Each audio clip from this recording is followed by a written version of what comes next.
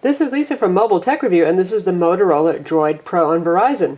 This is an Android 2.2 Froyo phone, and it's also a world phone. It has CDMA and EVDO for Verizon, and it has a GSM SIM card slot for world roaming.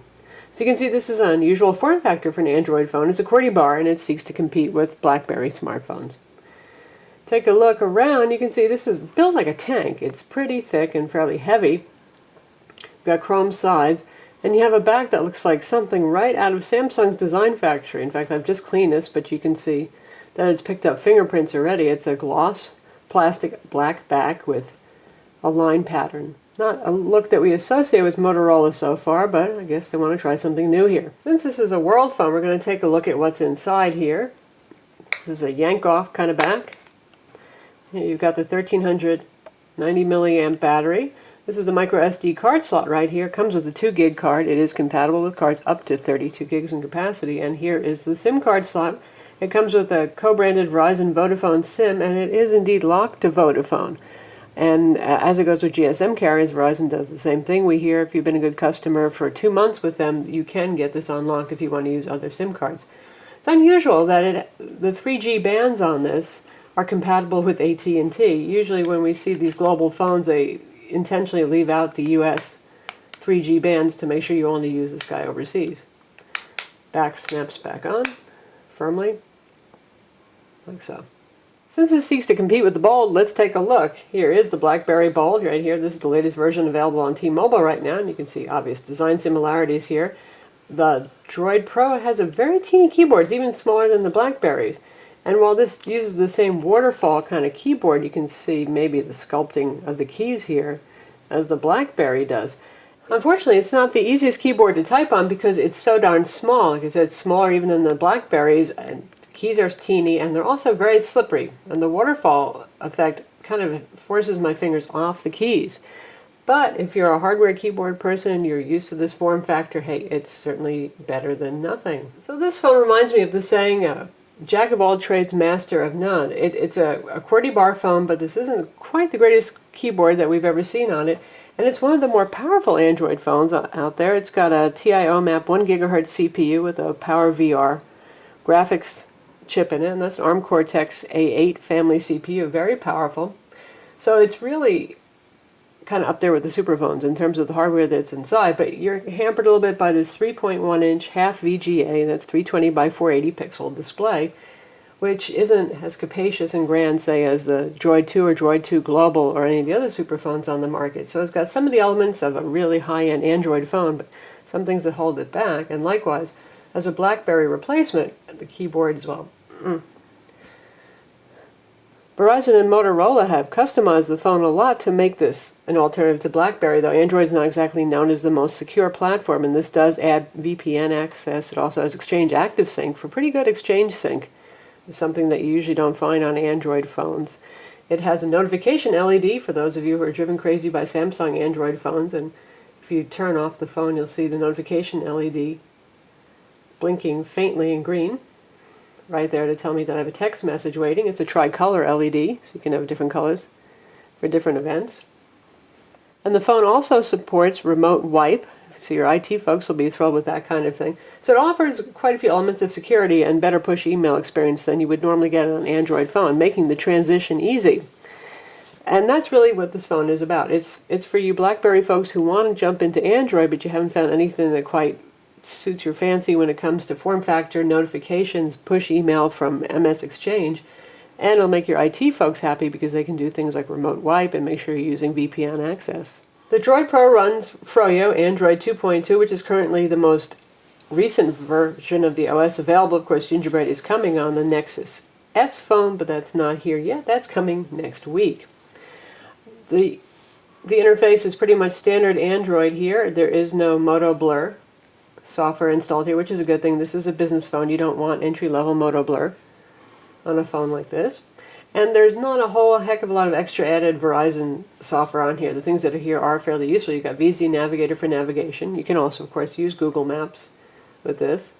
You've got Quick Office on board, which has become pretty much the standard for free Office bundles, and that can allow you to view and edit Office documents, and it also views PDFs. You've got My Verizon Mobile here, and you've got one game demo, which is Need for Speed Shift, which really shows off the capabilities of the phone. One complaint we have about this display is this same problem that we've seen with some of Motorola's low-end entry-level QVGA phones is the display, the fonts just don't quite look their best, and the display seems a little bit, I don't know how to describe it, pixelated. It's just not the best experience, and we're kind of wondering what Motorola's been up to with their displays. That said, the display is plenty color saturated, and it doesn't seem fuzzy or anything like that. It's just they seem to always be picking strange screen sizes relative to the resolution they're using on a phone. Since the phone runs Froyo Android OS 2.2, you do have Flash 10.1 player here. That means you can play full Flash FLV videos, not just the mobile YouTube versions, using the Google YouTube player, which is also on board. By the way, you do get the usual set of Google tools here that you would expect to see with Froyo, including Google News, Gmail, YouTube player, Google Maps and navigation, Latitude, Google Search, and all the PIM applications. You got a special little app here for managing your accounts, courtesy of Motorola, and you can see everything that they support on this phone, which is obviously Verizon's backup assistant software. You've got Corporate Sync, which is Exchange Sync, email, Facebook, Google, LinkedIn, MySpace, PhotoBucket, Skype, since Verizon has a deal with Skype, you can do Skype on this, Twitter, obviously visual voicemails on board, and Yahoo Mail. So this is a pretty well-connected messaging phone. We'll take a look at the dialer next. And here's the interface that you get right here, and then you've got tabs for your recent, your contacts, and of course your favorites, courtesy of the Google Favorite function. Obviously pretty easy to use, and you don't have to use the teeny little keypad down here to dial. Take a look at the contacts interface. We'll just see how that's been customized a bit. You can control linked profiles and contact visibility.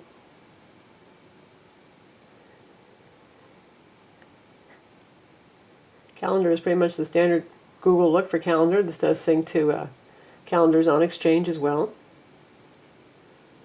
And the browser is the usual WebKit-based browser. The phone does have an accelerometer. You can disable that if it drives you crazy, if you're only using that in portrait mode.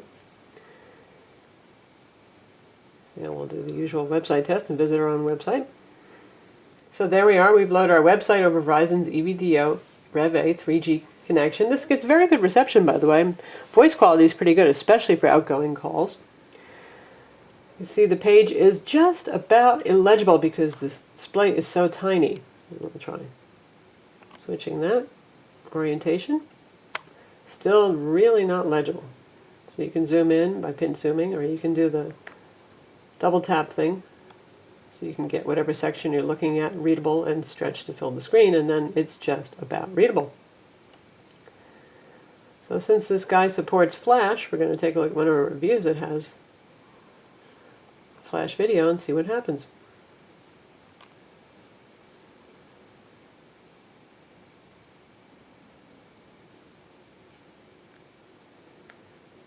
We're looking at our review of the Galaxy Tab, Android tablet.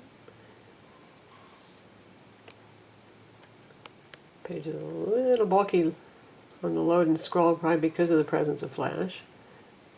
That's where the video should be, and there it is. It has appeared with the controls and everything that you would expect to see for full Flash.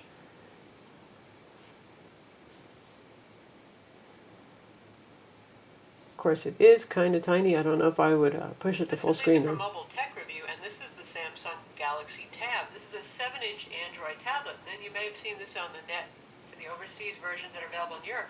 This is the first US version. This is the Sprint model. And we've just zoomed on there. Here, gloss back front.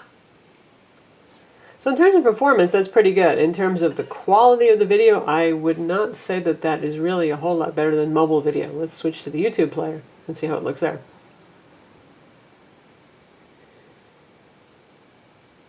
And we will switch it to high quality mode.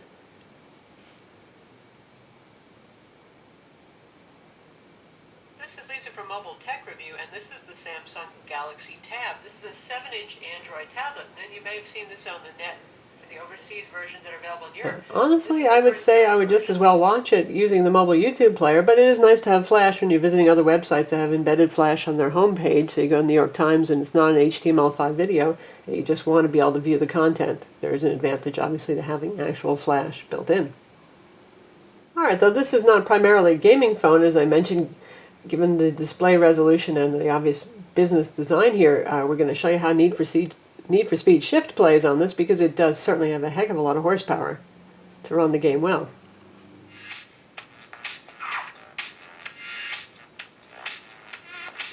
Alright, so here we are, and you can also hear the speaker in action, which is pretty loud.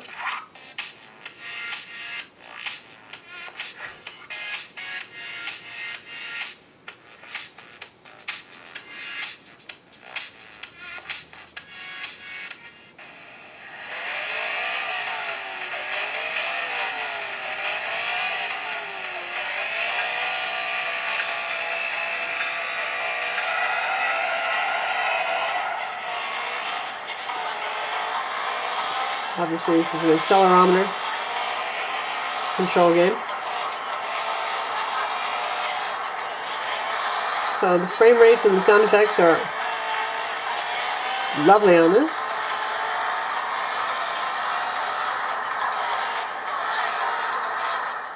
In terms of customization of the home screen, Motorola's been well self-controlled here. You can see you have the basic home screen.